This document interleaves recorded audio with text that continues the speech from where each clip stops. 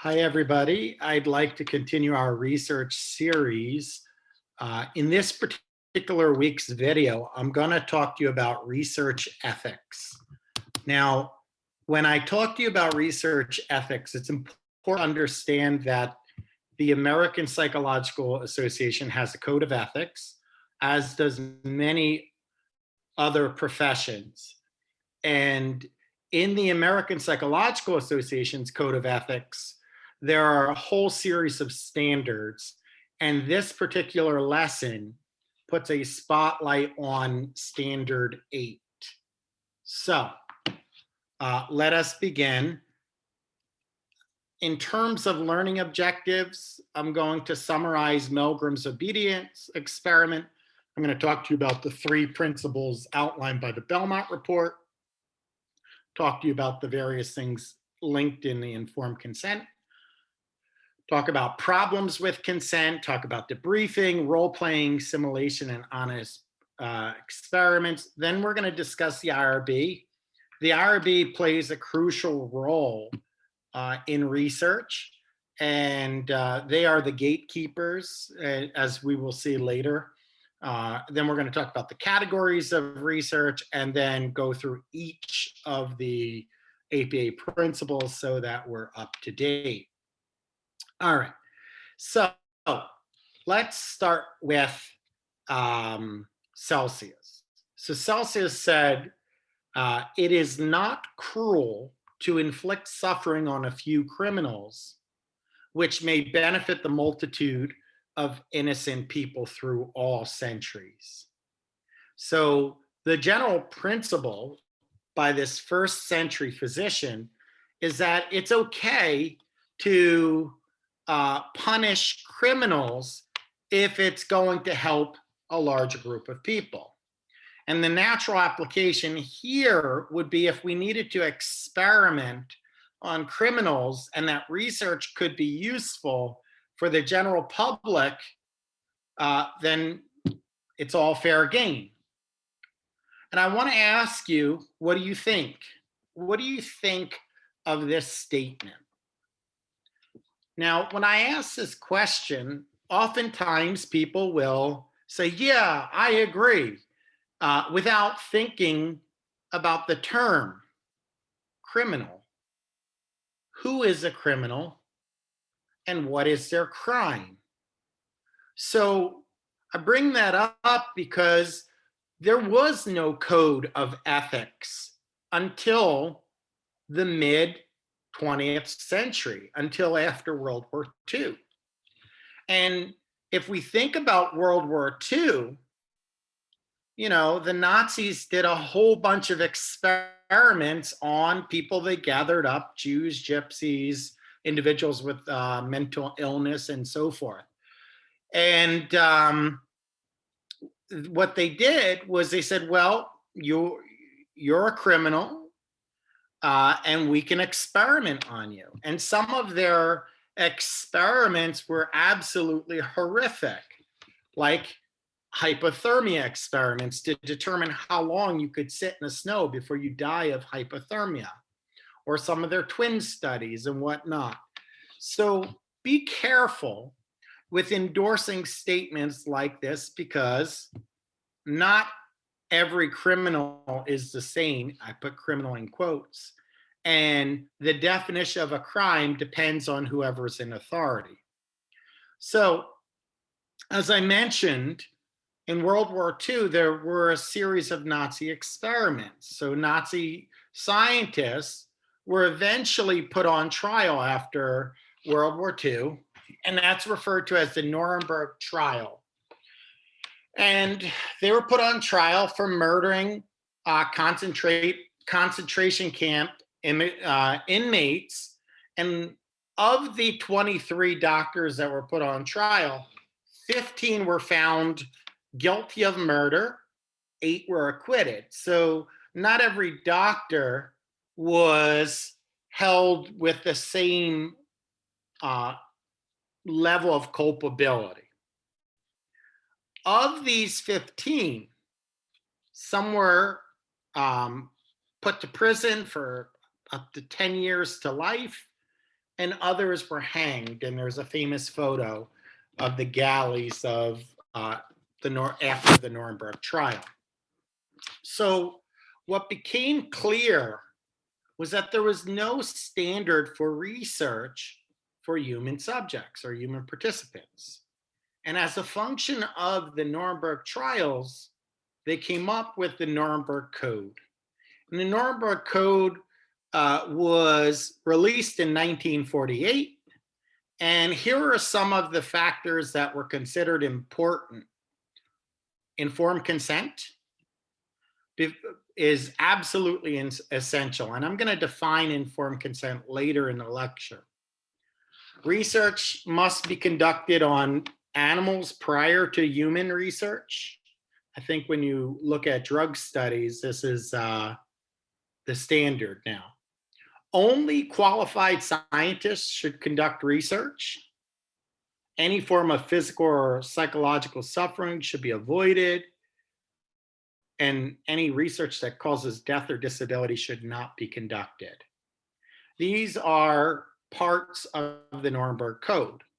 Now, what's interesting is that this Nuremberg Code was put out there in 1948, but it had very little impact on research in the United States.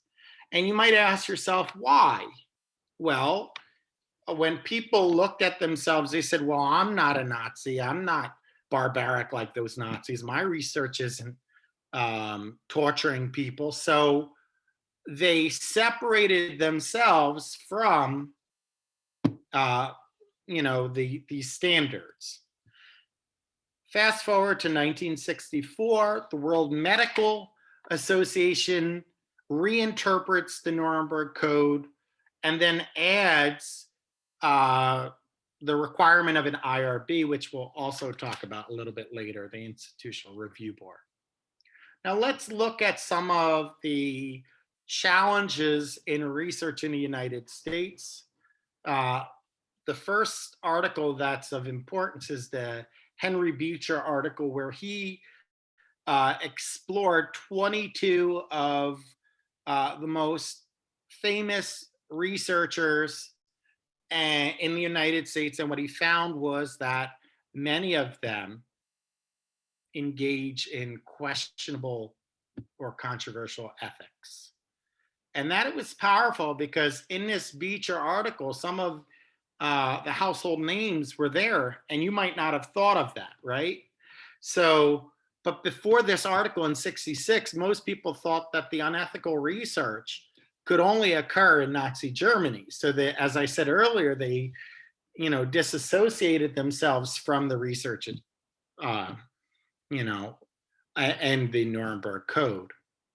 But let's talk about one of the more famous studies and one of the more controversial studies, and that's the Tuskegee syphilis study. Now, the Tuskegee syphilis study started out as a government-sponsored study, and it was originally designed to offer treatment to African-American men who had syphilis. However, eventually what happens is the funding dries out, and as a function of that, they had to continue. So the researchers did a lot of dirty things, such as people who didn't have syphilis, they gave them syphilis so that they got more people in their study. Now, this was all done without their consent, and they engage in a whole host of exploratory things like spinal taps, which they didn't need to. Now, if we follow this study went on for 40 years. Now, it started in the 30s and went to the 70s. What's interesting is that even when penicillin was found to be a safe and effective treatment, these men were denied treatment. And so, well, if they weren't receiving treatment from the researchers, you might say, well, there are other ways to get treatment. Why don't you join the military and then they'll offer you treatment or whatnot? Well, the researchers blocked them from treatment from military and local physicians. So what did they do? The researchers disclosed personal health information and said, hey, you don't want this person because they have bad blood. That person has syphilis, and then they were not drafted. And they also leveraged these individuals because these were uh, relatively poor individuals in the South. And they said, look, if you can get treatment if you want, but whatever money we spent on you would have to pay us back. So they really blocked treatment in so many different ways, putting pressure on the participants themselves and releasing their health information in an unethical way. So these were the kind of strategies that they took. Now, this study continued, as I said, to the 70s, right? And it only stopped because information about the study hit the press. So when you think about this study, well, what were some of the ethical problems? Well, first, there was a lack of informed consent, right? So informed consent means you have to agree to these things and you have to know what you're getting yourself into.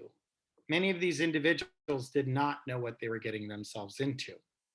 Deception. They were lied to about the nature of the study. There was information and treatment withheld from them.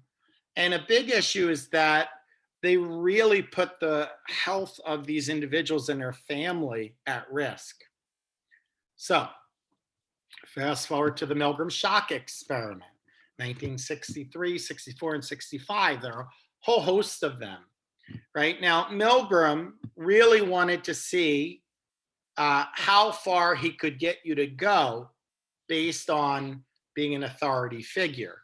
Now, in social psychology, you'll learn that Milgram was influenced by World War II, and he wanted to know how could seemingly good people do such heinous things like exterminate individuals in the gas chambers. And he came to the belief that, you know, there was a power of authority because a lot of these individuals said they were just following orders. So what did he do? He put an ad in a paper and he said he was looking at the effect of punishment on learning, and he was going to pay people $4.50 for anyone who participated. Now, in the 1960s, $4.50 was a lot more than it is today. But so people signed up, and the way he did it was that he had it rigged that you would always be the teacher, the other person would always be the student. Now, the student was a Confederate or an actor working alongside Mr. Wallace, working alongside Milgram, and his name was Mr. Wallace. And the cover story was that they were looking to see the effect of punishment on learning. So every incorrect answer, the teacher would have to administer an electric shock to the student. And it went up in increments of 15 volts. Now, eventually what happened was that people would stop responding. And then Milgram would be asked, well, what do I do if the person doesn't respond? Treat it as an incorrect answer, give them a shock and continue. Now, how many of you would shock a person all the way to 450 volts? The vast majority of you are thinking to yourself, there's no way that I would do this. And again, I'm not expecting you to be an electrical engineer that appreciates the volts. So they started at 15 volts and went all the way to 450 volts. But just in case you didn't know, they were labeled slight shock, moderate shock, severe shock, danger, XXX. So it was very clear that you were going to be shocking them with a very heavy dose. Then, Mr. Wallace was strapped into the machine, and the person, it was an actor. He never really had received shocks, but you thought he did. And he started to scream at about 120 volts and stopped answering. But every time you wanted to quit, Milgram would say, please continue. Once the study begins, you must continue. I order you to continue. Things like that that would exert influence on your decision making. And I asked you, how many of you would shock a person to death? Most of you would probably say no. But what Milgram found fairly consistently was that about 65% of people were willing to give a lethal shock. Now, the numbers differ depending on the study and the paradigm, but this is an average. And what's interesting is that this research demonstrated that we have a hard time resisting authority. And sure enough, maybe this sheds some light into Nazi Germany and why some seemingly good people would engage in murder, because they were just following authority. Now, so you might say, well, what's the harm in this study? Well, deception. They were lied to about the nature of the study, and there was psychological harm. Now, long term, this harm was reduced, but in the short term, imagine thinking, wow, you could have had the power to kill someone, and you would have done so just by following orders. What does that mean about you? Another study is the Humphrey Tea Room study, which was a study that Humphrey did to explore sex practices of individuals during the 1970s in public restrooms. Now, again, this is a time where, being part of the LGBT community was still a taboo. And, so people weren't really coming out the way they do today. But Humphrey said, you know what, I'm going to be a lookout. And he, studied people and, their sex practices in the bathroom. But then he traced them using their license plates. And then he disguised himself and then knocked on their door after tracing them and said he was doing a family life survey, asking them questions about their sexual orientation, marital status, and family status. And again, some of these people were on the down low, right? So, but he wrote a book about this, and, he got a lot of flack, and he said, oh, well, he didn't misrepresent himself. He was questioning his identity, a whole bunch of things like that. I won't talk about Humphrey himself, but I will talk about the ethical problems. And the ethical problems included an invasion of a person's privacy, taking advantage of a vulnerable population, and lack of informed consent. So all of these things are necessary. Most of you are familiar with the Zimbardo prison experiment, where Zimbardo wanted to see the effect of role playing on behavior. And long story short is he assigned people to either the role of prisoner or guard. And the experiment was supposed to last for a total of 2 weeks. And he had to stop it within 6 days because things got really out of hand, where the prisoners started to develop psychological distress. The guards started to abuse their power, and so forth. Now, again, social psychology, you get a more detailed picture of the Zimbardo study. But in terms of the ethical problems, there's the issue of harm to participants and neutrality of the researcher. I'm not sure if you were taught, but Zimbardo played the role of the warden. So being the researcher and the warden creates some bias as well, whether he should continue or stop. And it was only after one of his graduate students said, no, this is not good, that he actually stopped it. Another example is a restaurant letter study where people sent letters to local businesses and said, hey, I went to your restaurant and it was my anniversary and it was supposed to be a wonderful night, but we got food poisoning and it ruined our anniversary. Do what you think is right. Now, in the letter, they said they weren't going to go to any regulatory agencies, but they wanted to convey their situation. Later, this study became it caught the attention of the locals, and the letter was found out to be a hoax. And then after further investigation, it found out that the people doing the research didn't have IRB approval. And because they didn't have IRB approval, that created jeopardy for both the researcher and the university that the researchers were at. It's important to know that any university that receives federal funding must have an IRB. So the fact that it didn't go through the IRB creates a whole bunch of problems. Now, this study had a lot of problems, starting with the fact that it didn't have IRB, but it included deception, lack of informed consent, and emotional distress. So I give you just those studies as a flavor to highlight that without research ethics, we too will engage in ethical problems.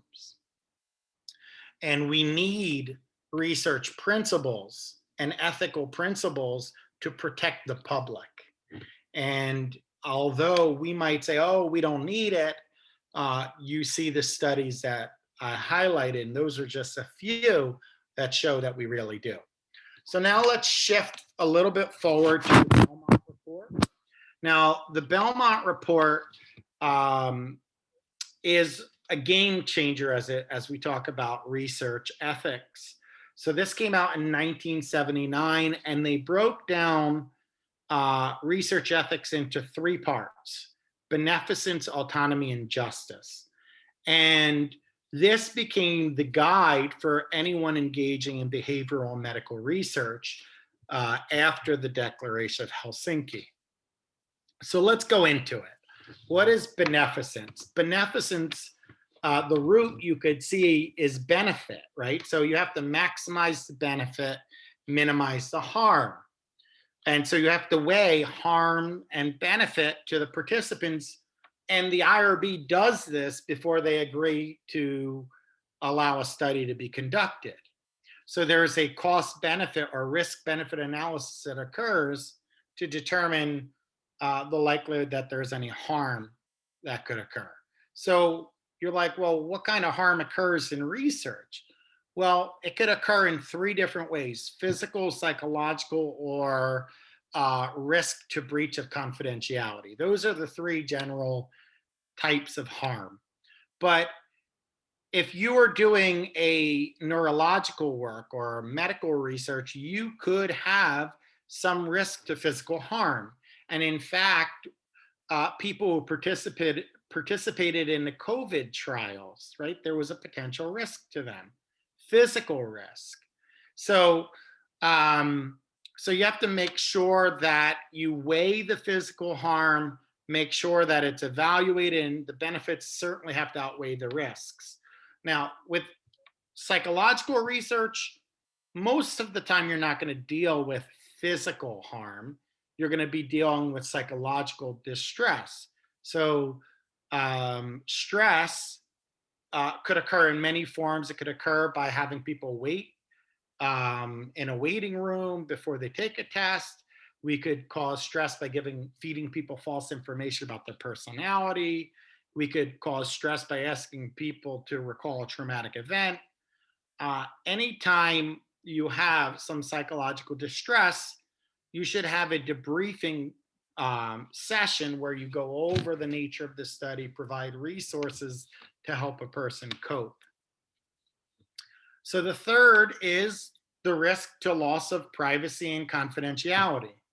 And in general, when you fill out an IRB form, they're going to ask you, well, what are you going to do with the data? Where are you going to store the data? How are you going to protect the data? Because that could really jam a person up, and people aren't going to want to participate in research if it's going to be exposed. So all data should be locked up in a secure place. So if it's physical surveys or protocols, they should be locked in a cabinet. If it's online surveys, you should be mindful to not have them put in their name or their IP address. You should not track any geo data. If you are going to need their information, their name or whatnot, you should certainly separate out their demographic stuff from their test data. And that's going to protect them. And all digital forms should be password protected. All right. So privacy and confidentiality are very important, especially when you're talking about taboo topics, asking people about sexual behavior, divorce, violence, drug abuse. People aren't going to be honest with you if they don't feel that you're going to protect their confidentiality. So if you're going to ask sensitive topics, I recommend your studies be totally anonymous. I do some studies on mental health and substance abuse, but I don't ask people to sign the consent form. I ask them to acknowledge they understood the consent form and check it so that people don't know who it is. Now, if a person needs to be identified, as I said, code your data, right? So the data should be coded with a serial number, research participant 001.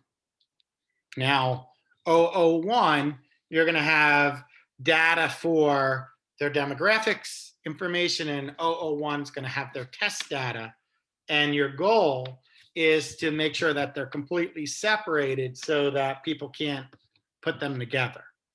Now, if there is a reason that you want to really protect confidentiality from the government, let's say you're doing study on topics related to forensic psychology and you're worried about a subpoena, you can apply for a certificate of confidentiality, which will allow you to block most subpoenas. So that certificate of confidentiality is great.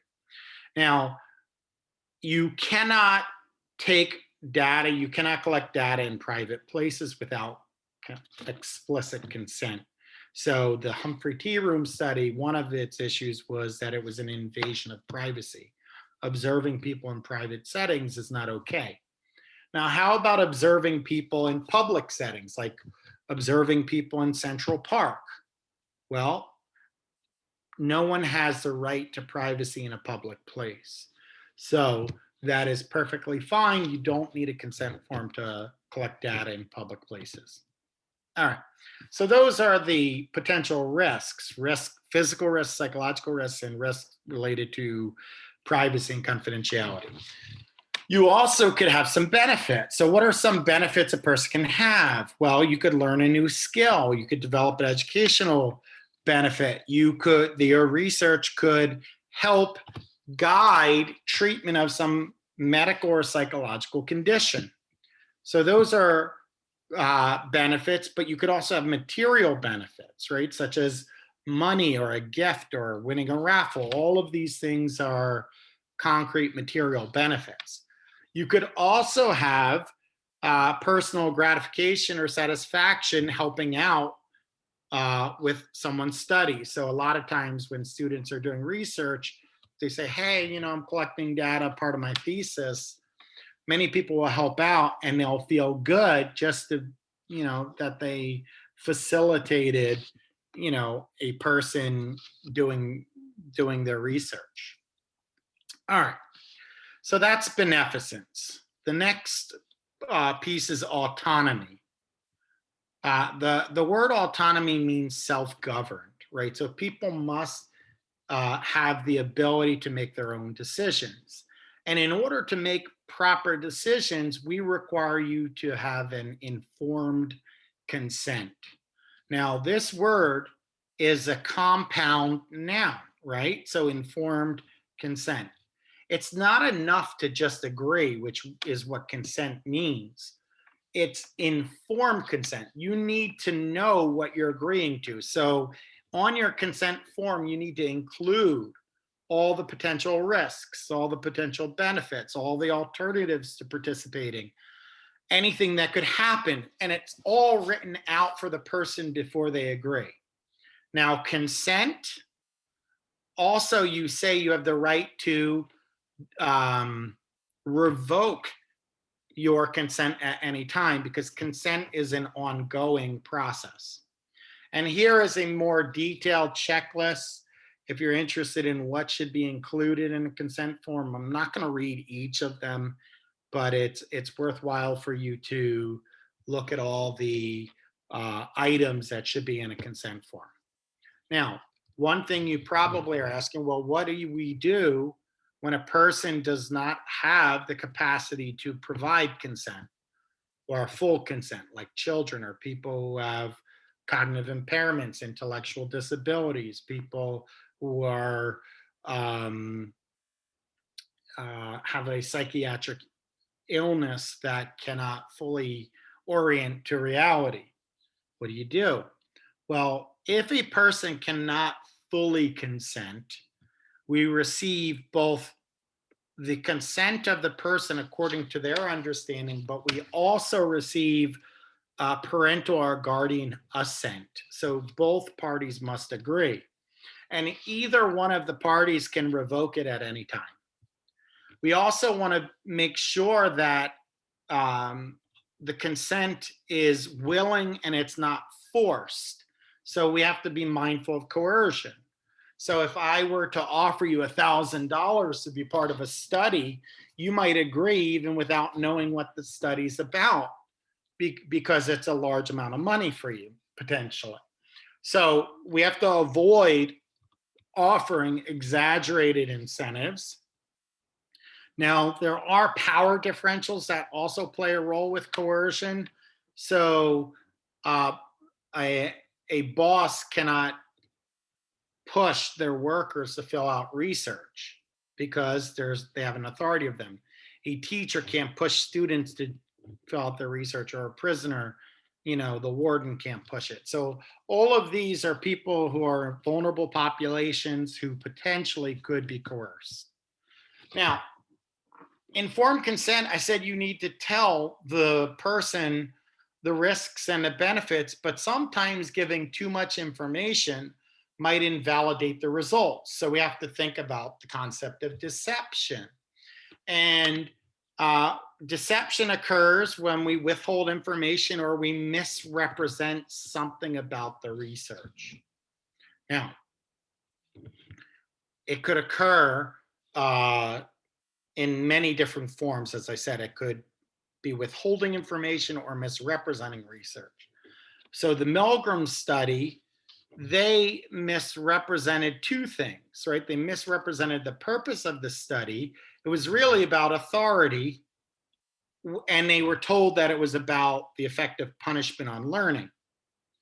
And they misrepresented the participants. So the Confederate was an actor. You didn't know that. You just thought that you and another person signed up for this study, right? So misrepresented the role of another person. Now, deception can occur in the lab or in the real world. So if you look at the Humphrey study, that was done in a bathroom. It wasn't done in the university lab. So there are things to think about deception. Now, there are people who object to the use of deception. They say deception's intrinsically wrong. They say deception harms the reputation of the field. And some people grandstand using deception to bring notoriety to themselves. So, but what I'll tell you is most studies are straightforward studies that don't include deception. So that's good news. But if you're going to use deception, you must do debriefing.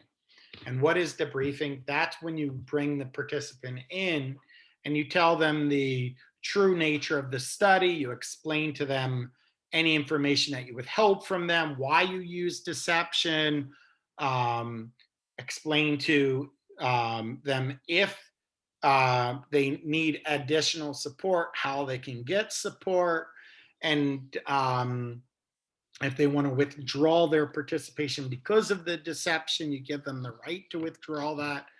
But what we find is that this debriefing usually results in most people not having ill will towards the researcher.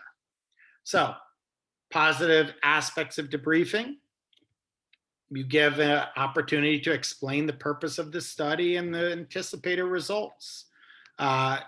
You get participants to share their experience, right? So when they share their experience, we find most people report a positive experience, which is good. And research on debriefing suggests that it accomplishes its goals. So let's say you're a purist and you say, you know what, I don't want to use debriefing at all. What are your alternatives? If you're not going to use, deception. If you're not going to use deception, what can you use? So there are 3 ways to do it: role-playing, simulation studies, and honest experiments. Role-playing is ask people to imagine you were put in a scenario. What would you do? So that's role-playing. Whereas simulation studies, you actually put them in a scenario and see what they do. Now, the difference is when we talk about role-playing, people might think they would behave differently than they would. And then the last one, which is the most common scenario, is honest experiments, where we take the risk that our study will not be successful, but we do share the true nature of the study. All right. So last principle in the Belmont report is justice. When we think about justice, this is about fairness or equity. So any decision to include or exclude participants has to be done in an equitable fashion.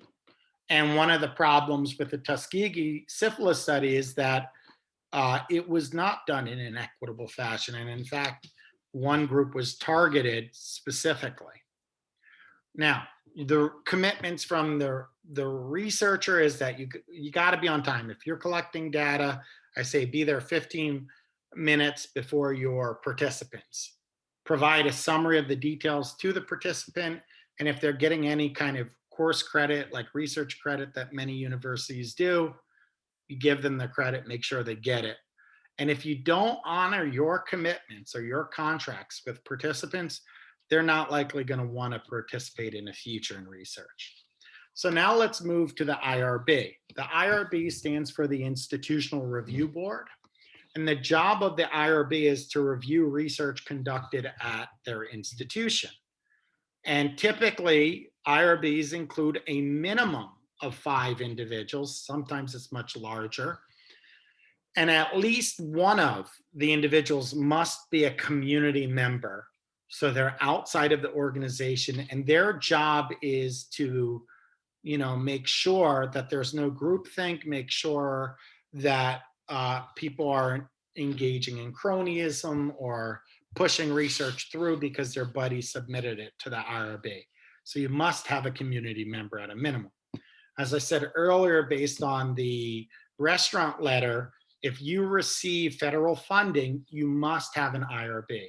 Now, it's not uncommon. Certain universities have a university-wide IRB and then a secondary IRB in their psychology department. For example, Wagner College on Staten Island has both a university-wide and a psychology department IRB, and you must go through both. And this is an additional layer of protection for the public. When submitting research, they're going to determine whether your research is considered exempt, minimal risk, or greater than minimal risk. And this goes back to risks versus benefits and beneficence. So exempt research is typically where there's no real risk of harm. Examples of these are anonymous surveys, questionnaires, naturalistic observation. And the nice thing about exempt research is you don't necessarily need an informed consent protocol. but you don't determine your research is exempt. The IRB will tell you if they think it is.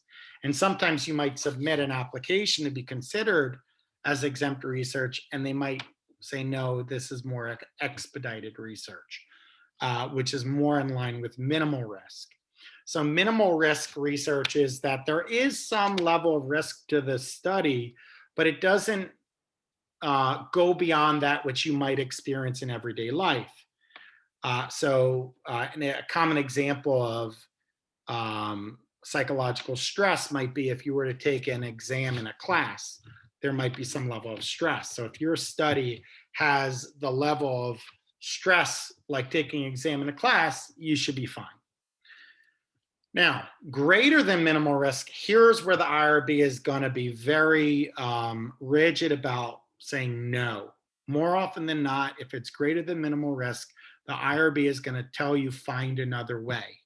But if for whatever reason the IRB says, well, this is the only way to do it, they're going to monitor you.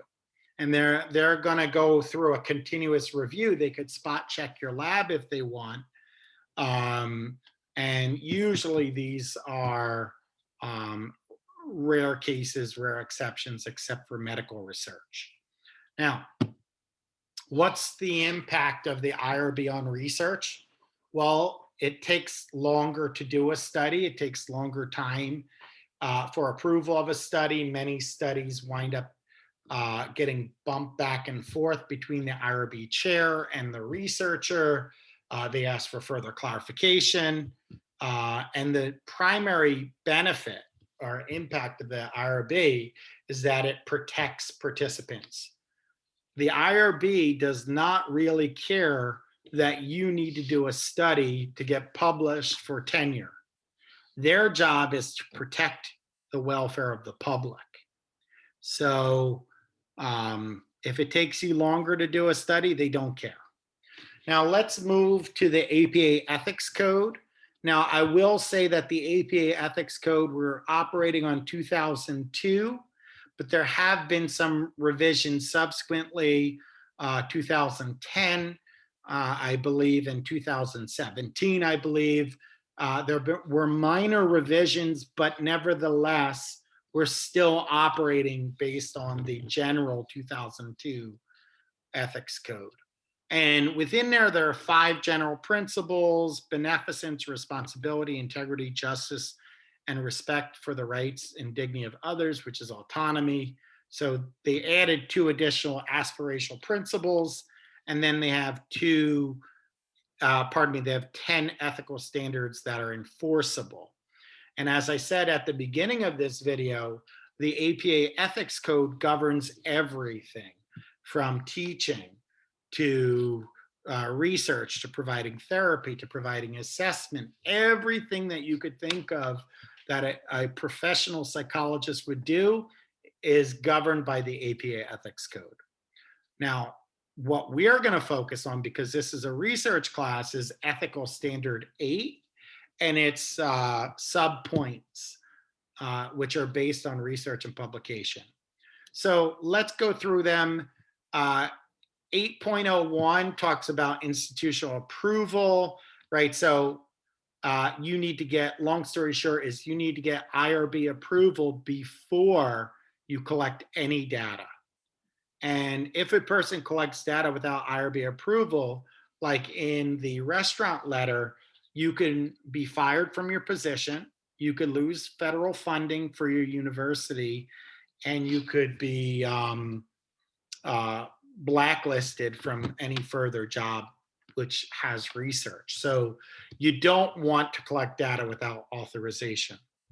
8.02 talks about the general informed consent process, which includes the purpose and the duration of the study, the right to decline or withdraw from the study, any foreseeable consequences of withdrawing, risks, benefits, any limitations to confidentiality, any incentives if you're offering it, and if you want to contact the researcher or the IRB chair, who you can contact afterwards.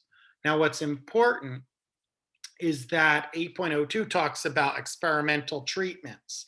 So if you're doing an experimental treatment, You have to explain the nature of the treatment. You have to tell them that it's possible that they may be put in a control group rather than an experimental group.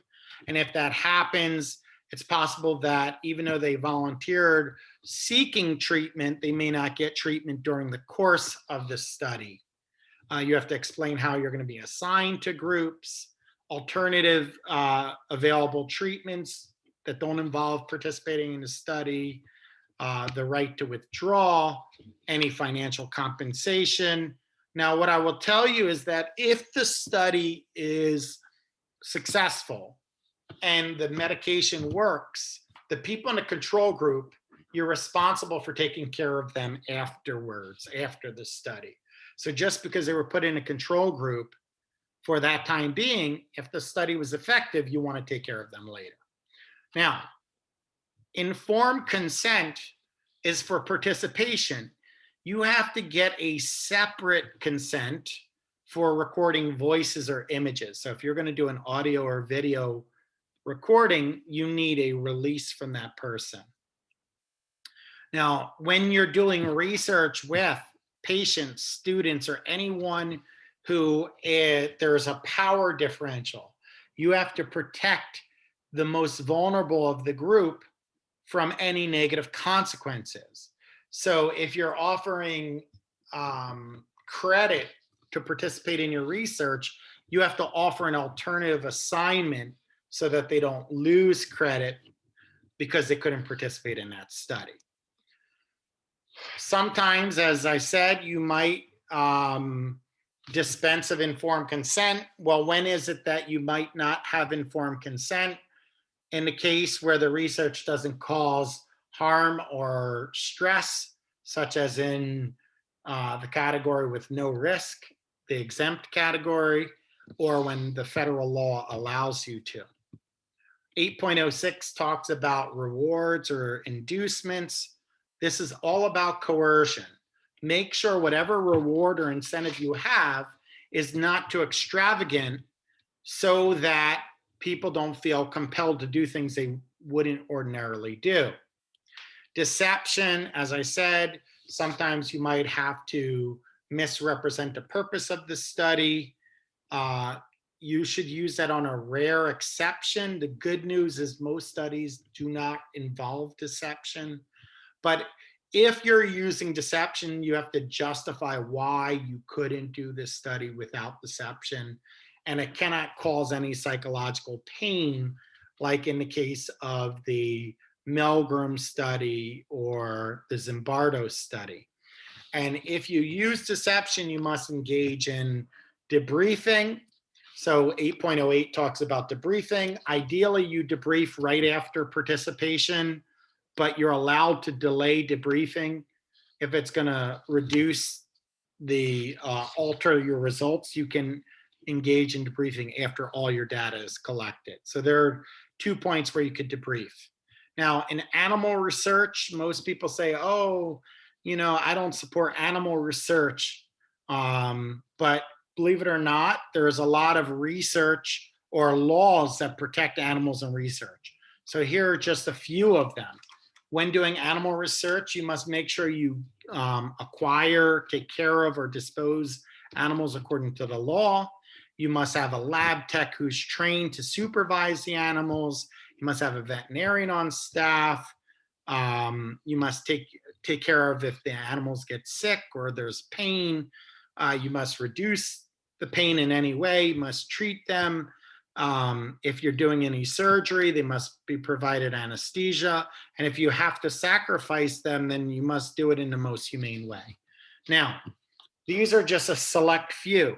There is a separate guideline for ethical conduct and care for animal research that is more detailed, but just this gives you a flavor of animal research. 8.10 says you can't make up results. You can't fabricate results. That's another way to lose your job and be discredited. And if you make a mistake, which is okay, if you notice a mistake in the statistics or whatever, you should do a retraction or an erratum, which corrects the record. And then you can't engage in plagiarism, which is copying or taking credit for other people's work and representing it as your own. Now, I will say that there's also something called self-plagiarism. We don't engage in self-plagiarism either. So we can't recycle work over and over and over in multiple publications.